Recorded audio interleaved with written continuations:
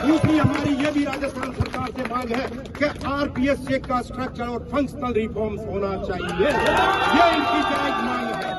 तो इन सब चीजों के लिए प्रदेश गौरव सेनानी एसोसिएशन फर्स्ट दिन से इनके साथ थे और आज हम इसी वजह से यहाँ आए हैं इन बच्चों का मोरल बढ़ाने के लिए कि सरकार या तो इनकी बात सुने, नहीं तो अगर हमें भी रोड पे आना पड़ा तो प्रदेश गौरव सेनानी एसोसिएशन के पीछे नहीं हटेगी। मुझे ध्यान है, मुझे इन वेटरन का जो राजवीर यहाँ बैठा है या ये और बहनें और भाई बच्चे यहाँ बैठे हैं, इनके स्वास्थ्य का हमें पूरी तरह से संजीदगी से मैं ये बात कहना चाहता हूँ कि सरकार को इन बच्चों को इतना मौका देना ही नहीं चाहिए था।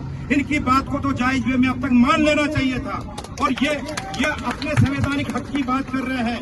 एक डेमोक्रेटिक कंट्री में अगर सही ढंग से गांधीवादी तरीके से ये अपनी बात कहना चाह रहे हैं तो इससे बढ़िया और तरीका क्या हो सकता है। ये बच्चे नहीं चाहते कि ये यहाँ बैठे और ये वेटरन्स तो बिल्कुल ही नहीं चाहते। इनका काम तो सेना बॉर्डर पे गोली चलाने का और देश की रक्षा करने का है। यह इनका दुर्भाग्य और मजबूरी कहेंगे कि एक तरफ आप ऑपरेशन सिंदूर का देश में सैनिकों का गुणगान कर रहे हैं और इनकी साधारण सी बात भी अपनी कर रहे हैं। तो प्रदेश गौरव सेनानी एसोसिएशन का इनको पूर्ण रूप से समर्थन है। सरकार इनकी बात को जल्दी से जल्दी संज्ञान में ले और इस एग्जाम को स्थगित कर दिया जाए। इनको इतना टाइम तो दिया जाए। राजस्थान के सारे आरपीएस के अब तक के आरएस के एग्जाम है, उनको उठाकर देख लीजिए, इतना कम टाइम इनको नहीं मिला है। अगर आप आरपीएससी का रिफॉर्म्स कर देते और यूपीएससी के पैटर्न पर अगर आप कैलेंडर जारी कर देते तो क्या जरूरत थी इनको यहाँ पे धरने की। अगर इस एग्जाम का इनको 1.5 साल पहले से पता होता कि मेंस के एग्जाम 3 को होंगे तो ये अपना लिमिटेड टाइम जोकरी के एग्जाम में देते और बाकी जो मेन एग्जाम्स के लिए कर लेते। लेकिन इनके साथ अन्याय हुआ, इनको 3 महीने का टाइम मिला है।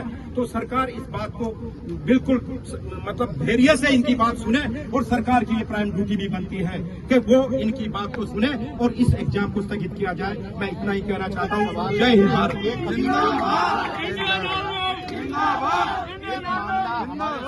ऐसा आया, राजस्थान यूनिवर्सिटी के कुछ लोग आते हैं और इन स्टूडेंटों को डराने और धमकाने का काम किया गया और एक नोटिस चस्पा किया गया जिसमें 1 घंटे की चेतावनी इनको यहाँ से हटाने की दी गई। उस पर क्या कहोगे? ये तो सरकार का बिल्कुल ही दादागिरी वाला रवैया है। ये यहाँ शांतिपूर्ण ढंग से बैठे हुए हैं। ये इनका संवैधानिक हक है।